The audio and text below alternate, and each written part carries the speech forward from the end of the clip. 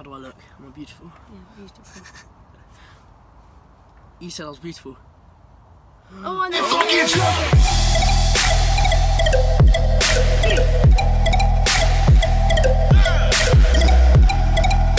Joining us for our first video. You may have found us through our Instagram, and welcome if you have, and for all the new people joining GBR Angling, I hope you enjoy your experience here. So today for our first video we're just going to take you through what rods, alarms, bite indication we use, baiting methods for the winter, and what rigs we're currently using. We're at a club lake. I'm not really allowed to say the name, but we're at a club lake that has a few high 20s and a couple low 30s, so there's a good chance of having a good fish out, and the fish in here are absolute stunners. Yeah, because last weekend someone had a fully scaled 20 out, and that was a nice fish. So we're now going to take you through our rigs, and then we're going to take you over and show you the rods. So I'm using a Ronnie rig, which I've done quite well on. Don't use it on many big lakes because it's mainly this is my preference. It's a small bait rig, but then you might have your own preferences. So this is the rig. If you use a small bait, it flicks up into their mouth so quickly. It doesn't have many hooking properties when I just drag it across my finger, but when it gets sucked up into their mouth, it just absolutely sends that hook home. So now we'll go through Barney's rig then. Now and again, I will use the Ronnie rig. It's quite a new rig to me, to be honest. Ross actually introduced it to me. I've obviously heard of it but never tied it up. But what I've been using for 3 and a bit years now, since I've been carp fishing, is, a lot of anglers call it, this is a bit of a beat up version, but the Old Faithful rig. So it's literally stripped back ESP braid, 25 pounds, soft. A lot of people use stiff, which I get, but this just has that, not especially kickback. You can put a tail rubber, but I don't see the need as long as your cast is good and you can feel the lead down. And then we've just got a size 8, although I do use size 6s now. This is tied with a size 8, and it's just got a small bit of shrink tube along the eye and the shank, and just a little waft on the end just to show you how its presentation goes, and it just holds very nicely indeed. Now the ducks are trying to be in our YouTube video, but they've been a bit of a pain. Fuck off. Right then, let's go into our rods and our sort of like our bite indication. Bite indication. Right, and then we're back, and this is I'm going to take you through my setup and how I fish a tight line on a slack line. So first of all, I've got the Daiwa Mission DF carp rods in 3.5 test curb. Then we come down to the ESP Onyx reel with ESP synchro line. Then we got my ESP barrel bobbin, and then some Fox Micron MR pluses. They're such a versatile alarm. And then we got some snag ears. So when I'm fishing a lake like this, I like to fish, especially in the winter, I like to fish quite a tight line, so I can fish for a liner. I know that sounds very, very weird, but I like to fish for a liner, so I get a rough idea on where the fish are. So that's sort of semi-slack, and then I fish a very, very tight line up at a lake called Durley. That's when you need a tight line, and then I fish a very slack line when I'm fishing very close to the margin.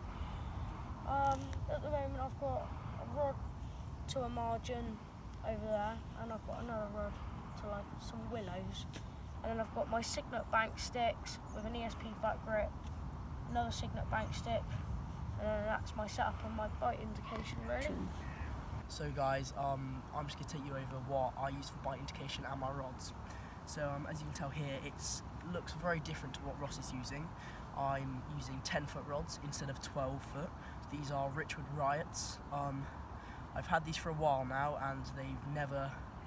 I've played a couple of fish on them, and they're brilliant rods, a bit stiff, but nice rods in all. Then we move down, we've got Nash BP6s. I've had these for quite a while as well. These are quite old reels really, and I've got some Gardner line on there with, again, ESP rod grips. Moving down to the alarm and bobbin, I have the exact same alarms as Ross. I have Fox MR pluses, and for bobbin I have Fox slick bobbins in purple, as you can tell. But unlike Ross, at the moment I am fishing tight lines because I am fishing for liners, like Ross was saying, but I'm usually more of a fan of slack lines, although dropbacks aren't as easy to pick up. If you've got a heavy bobbin, no problem fishing slack line, you can detect a drop back, but I just prefer fishing slack lines because not only it's cool to see the takes, but it also can give you that screamer. Now I'm going to go through my winter approach on bait really. So these are new baits. I've caught a few fish on them. They're called the Nash Citrus, and they're not cheap, but they're pretty good. You've got all the pink, and they stink. Imagine starbursts. They smell like that. So I'll use a bit of them in PVA, and then I'll use these. Are more summer, but they are still a very good bait. They're red. These smell like bacon actually. They're a very good bait. I use a lot of these in the summer, but that isn't really my winter approach. And then back to the winter approach, I use the Scopex from Nash. That's a very good bait. I've had a few fish on that. And then I use these. These were pink, but now they're yellow. I've sort of put a few more boilies in there. These, I don't quite know what they're called. They're like Pineapple Crunch. I know it probably doesn't say that on there, but these are the actual ones that are Pineapple Crunch. And then that's what I've put a bed of them about, and then I'll put one of these sticky bait pop-ups over the top, but it has to be a pop-up, otherwise it doesn't really work out with these. Thank you for watching. So guys, now I'm going to take you through my baiting approach. I've gone through the rods, rigs, so now I'm going to tell you what I bait with. As you can tell, Ross, he uses a lot of Nash stuff. He also uses quite bright and smelly baits.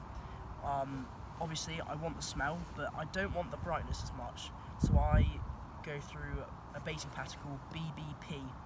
It consists of boilies, barrels and pellet. So the boilies are, we have some, these are quite fishy, they're squid and octopus. I've used these in France before. They caught me plenty of fish, and these are just if I want a few singles around the hook bait or just something to sprinkle up the margin. Now for the barrels.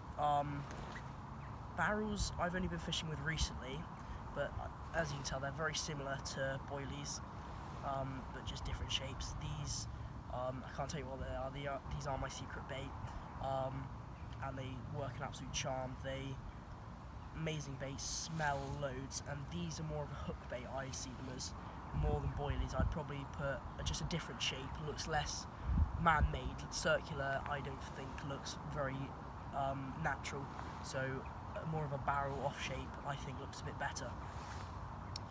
Now for the pellet, this is just a mix of many types of pellet. It's small ones, absolutely tiny little pellets, to some almost pushing 15mm pellet.